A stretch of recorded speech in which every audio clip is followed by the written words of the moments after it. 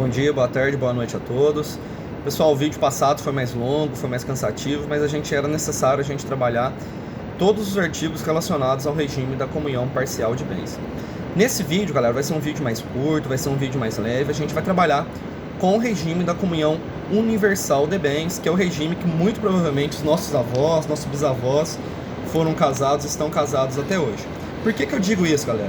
Porque é o seguinte: até 25 de dezembro de 1977, que é a lei do divórcio, que teve advento a lei do divórcio, até essa data, galera, o regime da comunhão universal de bens era o regime legal supletório.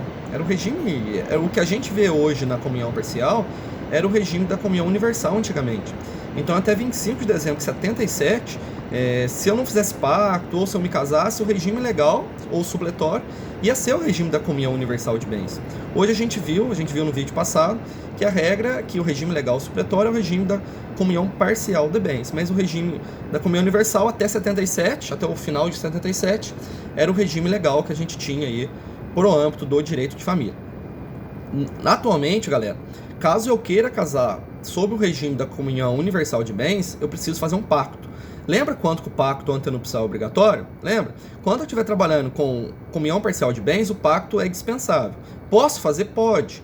Mas o pacto é realmente necessário quando eu estiver trabalhando com o regime da separação de bens, da participação final dos aquestos e com o regime da comunhão universal de bens. Primeiro ponto, depende da elaboração de pacto.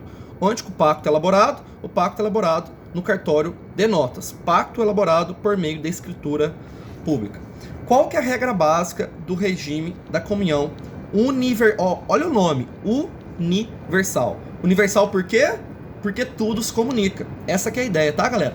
Qual que é a regra básica, então, do regime da comunhão universal de bens? Comunicam-se tanto os bens anteriores quanto os bens presentes e futuros. Há quase, galera, uma comunicação plena. Eu tinha uma casa e 2 carros antes de me casar. Meu cônjuge / companheiro tinha uma casa. Essas 2 casas e o carro vão ser dele, e o bem que ele tinha vai ser meu. Essa que é a ideia. Tudo se comunica. Tudo é de todo mundo. Essa que é a ideia no regime da comunhão universal de bens. Tudo se comunica. Os bens anteriores, presentes e futuros vão se comunicar quase que de maneira plena. Professor, mas tem exceção? Tem, galera. Até mesmo no regime da comunhão universal de bens, a gente tem alguns bens que não se comunicam ao outro cônjuge / companheiro. Beleza, galera? Então a gente vai estudar a partir de agora o artigo 1668 do Código Civil, que trabalha com os bens incomunicáveis no regime da comunhão universal de bens. Repetindo, artigo 1668 do Código Civil trata dos bens incomunicáveis no regime da comunhão universal de bens. É muito lógico, vocês vão perceber que é muito lógico de guardar. Primeira regra, inciso 1º, bens que não se comunicam, beleza? Vamos lá, são excluídos da comunhão. Inciso 1º, os bens doados ou herdados com cláusula de incomunicabilidade e os bens subrogados em seu lugar.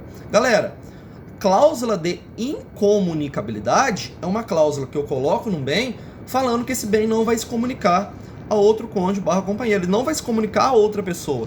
Se eu coloco no bem uma cláusula de incomunicabilidade, significa que esse bem não vai se comunicar. Então, olha para você ver como é que é óbvio. Então, quando eu receber um bem por herança, ou quando eu receber uma doação, e essa doação ou essa herança tiver uma cláusula de incomunicabilidade, dizendo que esses bens não se comunicam, o que vai acontecer?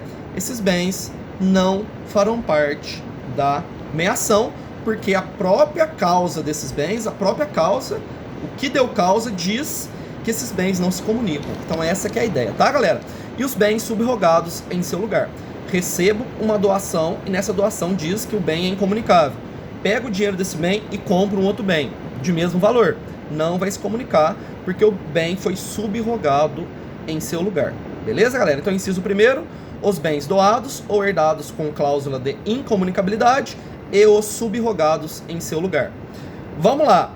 É incomunicável, mas eu posso vender? Posso.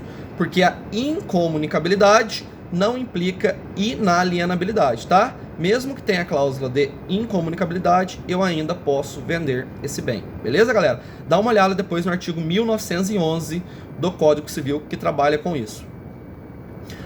Inciso 2º, não entram na comunhão. Os bens gravados de fideicomisso e o direito do herdeiro fideicomissário, antes de realizada a condição suspensiva. Nossa!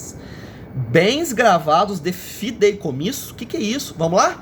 Galera, fideicomisso é uma disposição testamentária. Professor, disposição testamentária é... O que é o fideicomisso? Fideicomisso é quando o testador nomeia um herdeiro ou legatário, estabelecendo nesse ato que, com o advento de certo termo ou condição, transmita a herança a uma outra pessoa não concebida quando da morte do testador. Como assim? Vamos dar um exemplo? Deixo os meus bens a meu sobrinho João, que, quando falecer, deverá transmiti-los ao primeiro filho. Então põe assim no meu testamento, ó. Deixo os meus bens a meu filho João, que, quando falecer, deverá transmiti-los a seu primeiro filho. Repare, gente, repare, ó. O que é a cláusula de fideicomisso? Alguém recebe uma herança, então eu recebo uma herança e fico com a obrigação de transferir a alguém que ainda não existe, que ainda não foi concebido. Então, essa cláusula de fideicomisso eu faço para uma pessoa que ainda não foi concebida ao tempo da morte, tá, gente? E como que é o nome dessa pessoa que ainda não foi concebida? O nome dela, ela se chama fideicomissário. Quem é o fideicomissário? É a pessoa não existente no momento da morte, tá, galera? Então, repetindo, o que é o fideicomisso? É uma disposição testamentária em que alguém nomeia um herdeiro ou legatário e esse herdeiro ou legatário fica obrigado ao quê? A transmitir essa herança para uma terceira pessoa que ainda não foi concebida no momento da morte, tá, galera? Então esse artigo diz o seguinte: os bens gravados com de fideicomisso e o direito do herdeiro fideicomissário não se comunicam. Essa cláusula, gente, quer proteger o fideicomissário, porque quem recebe herança não vai ficar com o bem. Ela vai ter a obrigação de transferir esse bem para um terceiro que ainda não existe no momento da morte do testador, tá, gente? Então essa que é a ideia. Os bens que foram gravados com a cláusula de fideicomisso não vão se comunicar ao outro cônjuge / companheiro que se casar no regime da comunhão universal de bens. Beleza, galera? As dívidas anteriores ao casamento, a mesma situação do regime anterior, gente. As dívidas anteriores ao casamento não vão se comunicar, salvo se provierem de despesas com seus aprestos ou reverterem em benefício do casal. O que é isso, galera? O que esse inciso está dizendo? Ele está dizendo o seguinte, ó. As dívidas anteriores ao casamento, elas não se comunicam. Beleza até aqui? Salvo, ou seja, exceto se essas dívidas tiverem relacionadas com os preparativos do casamento ou se reverterem em provento comum. Então eu fiz uma dívida, fiz uma dívida, e essa dívida, eu fiz a dívida para fazer o casamento. Como se comunica, tá? Vamos comunicar ambos os cônjuges.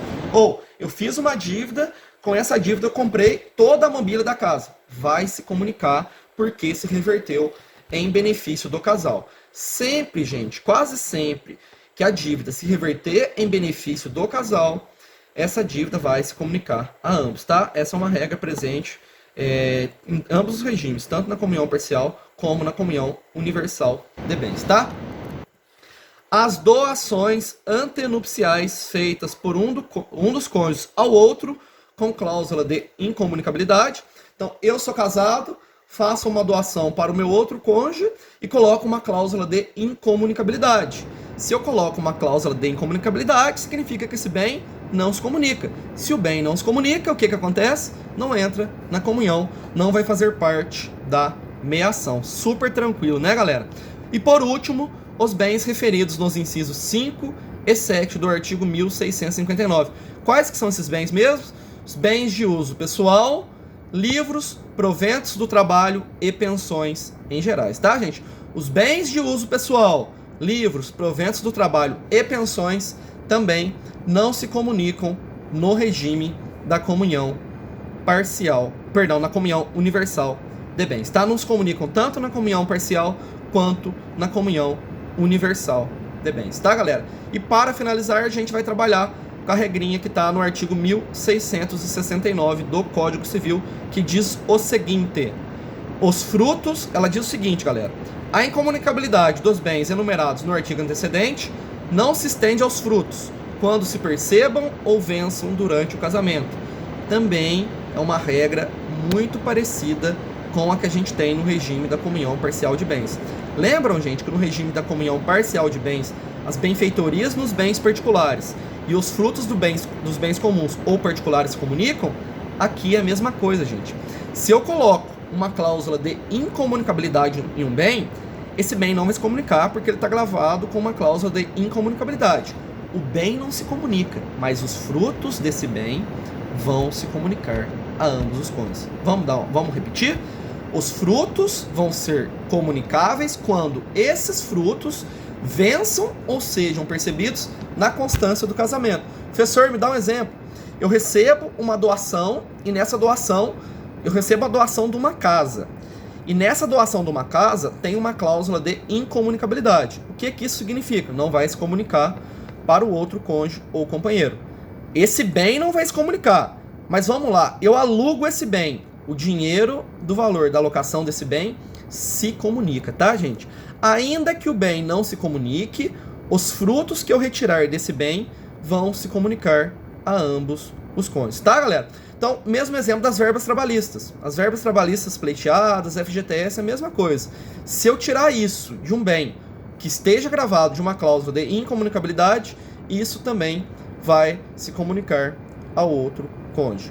Beleza, galera? Então, os frutos vão se comunicar na constância do casamento quando eu estiver tratando do regime da comunhão universal de bens também. Beleza, galera? E para finalizar, o 1670 diz o seguinte: aplica-se ao regime da comunhão universal o disposto no artigo antecedente quanto à administração dos bens. Lembra, galera, como que era a administração dos bens no regime da comunhão parcial? É a mesma coisa no regime da comunhão universal. Vamos repetir rapidinho? Vamos. Administração do patrimônio comum compete a qualquer dos cônjuges, beleza? Se eu tiver uma dívida na administração desses bens comuns, vai onerar quem? Vai onerar os bens comuns e os bens particulares do cônjuge que adquiriu essa dívida. Vai onerar os bens do cônjuge que não concorreu para isso quando? Na medida, na proporção do proveito auferido pelo outro cônjuge. Está lá no artigo 1663 do Código Civil. Beleza, galera? Não esquecer dessa regra que é muito importante, ok? A gente termina, galera, o regime da comunhão universal de bens. É um regime menor, tem menos regras do que o regime da comunhão parcial de bens. No próximo vídeo a gente vai trabalhar com o regime da separação de bens e muito rapidamente com o regime da participação final nos aquestos. Beleza, galera? Um abraço a todos e até mais.